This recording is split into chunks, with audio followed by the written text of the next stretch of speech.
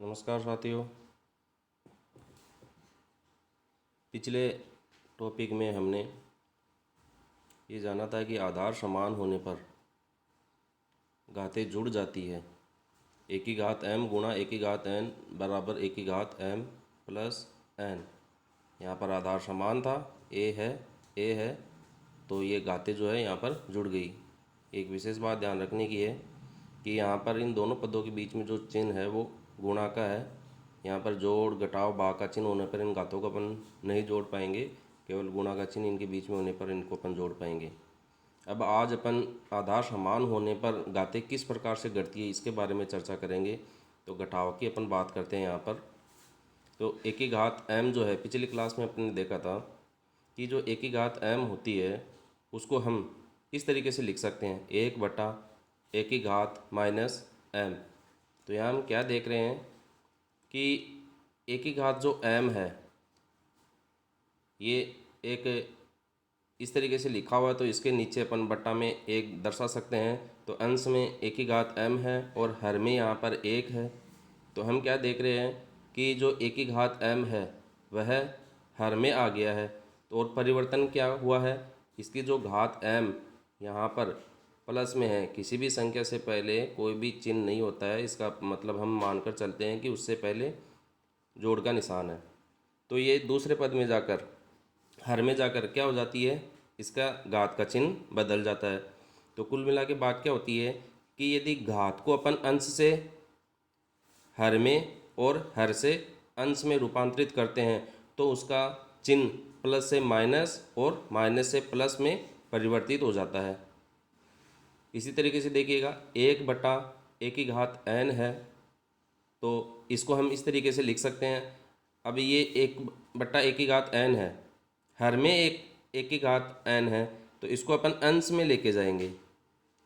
अंश में लेके जाएंगे तो देखिएगा n की घात प्लस में है, तो अंश में जाने पे देखो प्लस का जो चिन्ह था वो माइनस में बदल गया है। बाकी और कुछ भी परिवर्तन नहीं हुआ है। यहाँ पर जो 1 है वो 1 इसके मल्टीप्लाई में रह जाएगा।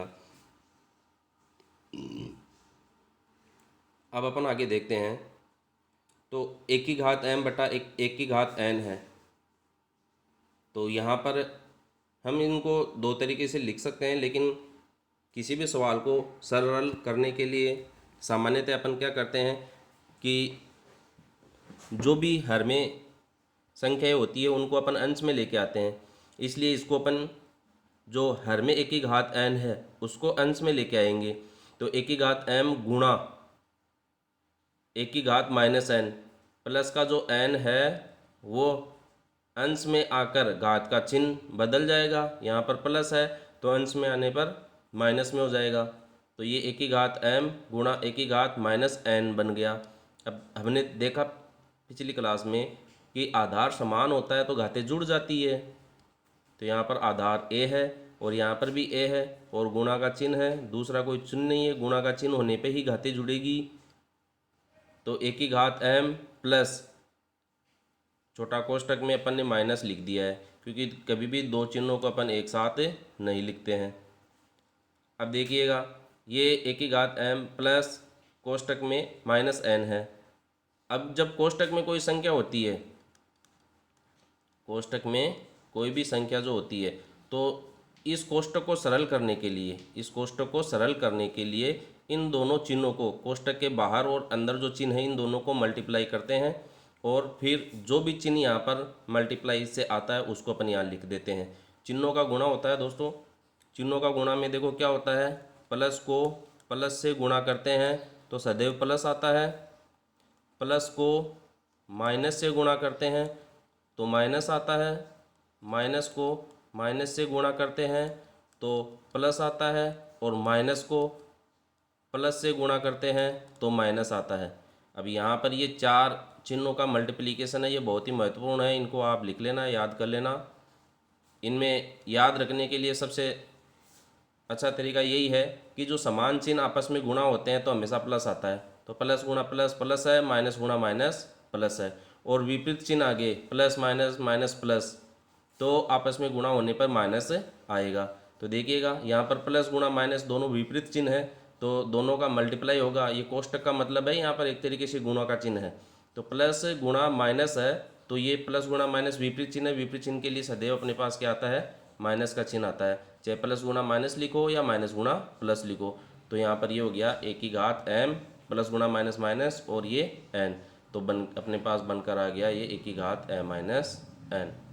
तो ये एक दूसरा जनरल फॉर्मूला हो गया अपने पास, ए की घात m बट्टा ए की घात n को अपन ए की घात m माइनस n के रूप में भी लिख सकते हैं। अब अगर इसको एक अन्य रूप में अपन देखें, अभी तो हमने क्या किया, ए की घात n जो थी हर से अंश में लेके गए, इसलिए m माइनस n हो गया यहाँ पर।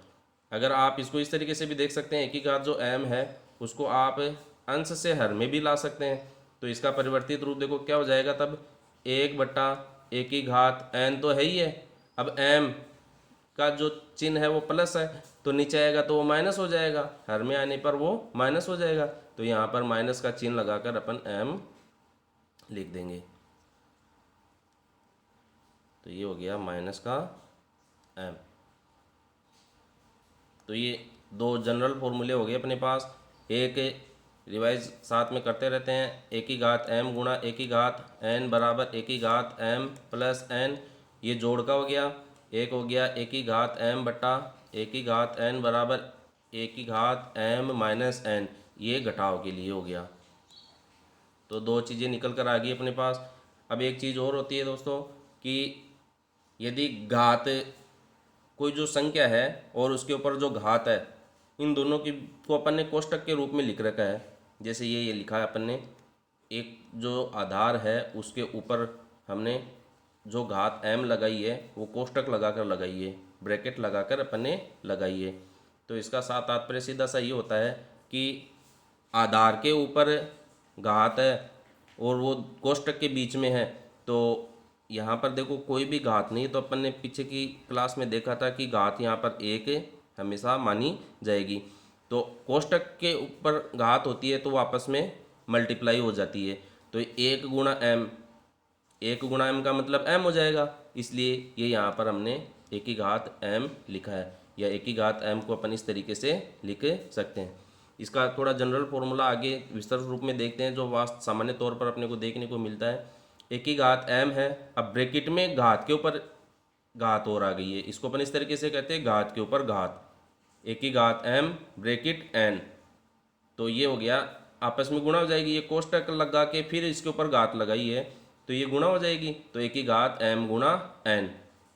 तो कुल मिला के बात ये है, जैसे 2 की घात 3 है और उसके ऊपर घात अपन ने 5 लगा दी है, तो इसको हल करेंगे तो अपन क्या करेंगे, कोष्टक है फिर घात आ गई है तो इन दोनों घातों का अपन गुणा कर देंगे। 2 की घात 3 गुणा 5 बराबर 3 पंचे 15, तो ये रूप निकल कर आता है। तो एक दूसरा फॉर्मूला अपने पास ये हो गया है यहाँ पर, एक की घात m की घात n बराबर एक की घात m गुणा n, ये जोड़ का हो गया, ये घटाव का हो गया, ये गुणा का हो गया, और ये भाग के रूप में भी अपन इसको लिख सकते हैं, तो भाग का भी अपने पास यही हो गया है। धन्यवाद।